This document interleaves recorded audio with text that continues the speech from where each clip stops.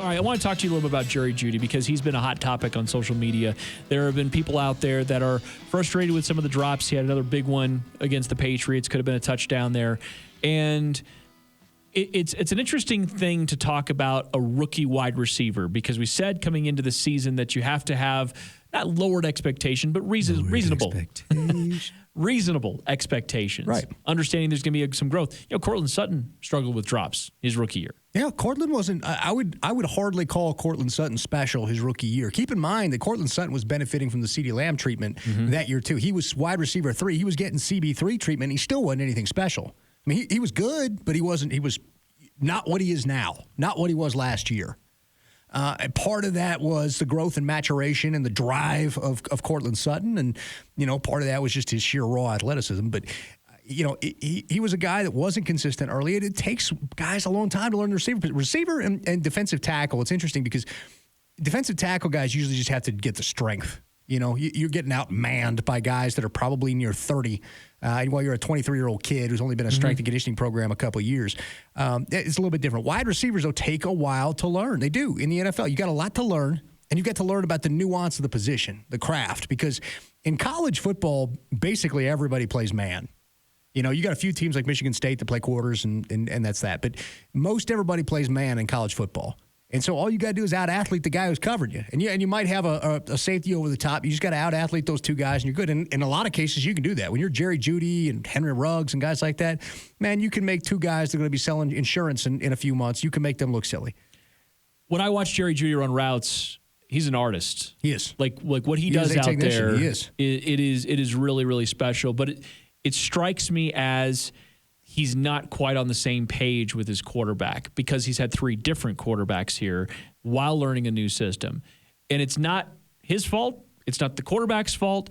It's timing. It's knowing, oftentimes I've seen interviews done with some of the elite combinations of quarterbacks and wide receivers, right? Like when it was Antonio Brown and Ben Roethlisberger, and they would talk about how they just spend time talking. Peyton Manning, when he's had wide receiver ones, he just talks to his guys all the time. Hey, when we get this look, I'm going to give you this look and you're going to do this thing. That's something that they haven't had a chance to really do, that kind of chemistry where specifically the play that you and I were talking about earlier on that second interception, Jerry Jeudy was going to come wide open. He had an option route to go underneath, which would have gotten the first down, or to take it longer and walk into the end zone. He had both basically open to his whatever he wanted to do, but that would have taken Locke to know exactly where he was going to go and throw it to a point. That's one thing with Locke that I still want to see more of. I want to see Locke with a little bit better anticipation, and I'll take it one step further, Ben. I think Jerry Jeudy's the receiver that gets him there. I think he has that with Courtland Sutton already. I think Jerry Jeudy is going to make Drew Lock a better quarterback. I would agree with that. I think they're both going to make each other better. I think they'll push each other. You know what I mean, though? Right. And Jerry Jeudy will get there. It's just a question of getting that timing down and learning those things. It's also a question of, getting everything. Jerry Jeudy likes to freelance a little bit because he's good at it. He was good at it in college, right? And so he freelanced a little bit. He would put people on those stutter step and stops, and Tua would buy time with his legs, wait for him to get open, throw him the ball. You can't do that in the end. It's so timing and precision based that freelancing is not really a valuable skill in the NFL. And so he's got to learn to do this within the confines of the offense. It wasn't just, by the way, the communication you mentioned on the second interception. Communication was what cost him on the first interception. Yep. Tim Patrick was running the fly, I believe, and Drew thought he was coming back for back shoulder. Yep. And so, communication, that's one of those things you got to get down. I think Drew Lock will be fine. He's one of those guys that's, in the end, not going to be a guy who doesn't turn it over very often. Here's the thing about, and he won't make those mistakes, those specific mistakes again. Right. Everybody's going to hate this comparison. They really are, but they shouldn't. Drew Lock is everything that everybody wanted Derek Carr to be. He's got similar athletic profile, similar build, similar tools. And to be honest with you, he's careful with the football. He made a couple mistakes this past week, but that was some miscommunication stuff. I think they're very similar quarterbacks. I think Drew is better than Derek Carr, but they're very similar quarterbacks in that regard. I also think Drew's smarter than Derek Carr, but that's just me. People are going to hate that comparison, and I know people in Broncos Country are going to hate that comparison, but don't hate that comparison. They're both very good quarterbacks, and I know it sucks to heap praise on Derek Carr because he's the Raiders quarterback, but he's actually a really good quarterback. And once he got mastery of the system, like he's performing this year. Drew Lock can be that guy. You just got to get it together. You just got to get everybody on the same page, get the reps together. And I think, like I said, we were talking about this after the Bucs game, and I'm like, man, in a month we're going to be having a different conversation about this football team. Well, we're going to be having a different conversation about this offense in a couple of weeks when they get the timing down. We're already having that different conversation about the team. We're having a different conversation about this offense here in a month. We've been over this. We did this last year. Last year when they were telling you, oh, this coach sucks and we're 5 games into this, he can't get a sack or a pick or, all this kind of stuff. Patience. Have patience with the Jerry Jeudy's of the world. They'll get it down.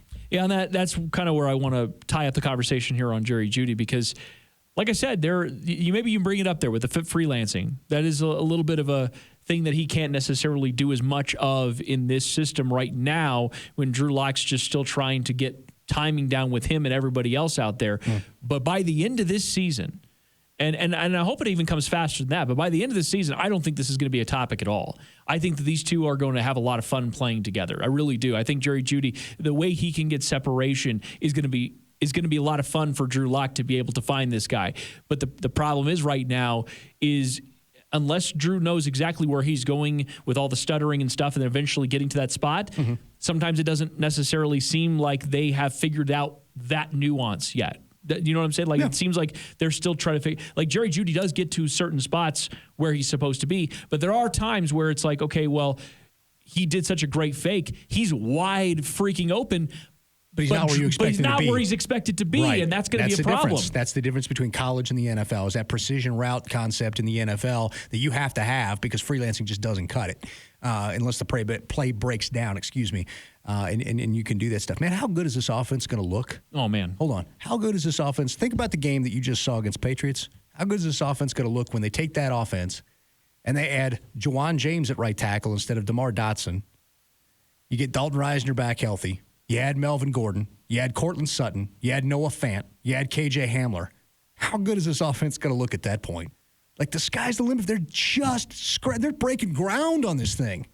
And they haven't built the statue yet. They're breaking ground on this thing. And they're going to have a full complement of an offseason to work together. Right. I'm stoked about what this thing can be. And this year, we all knew this wasn't going to be a Super Bowl year. But this year is the year you put it together. And you go into the consistently win small mode down the stretch, and if you can be that team, then next year you might crack open the window. You might crack open that Super Bowl window.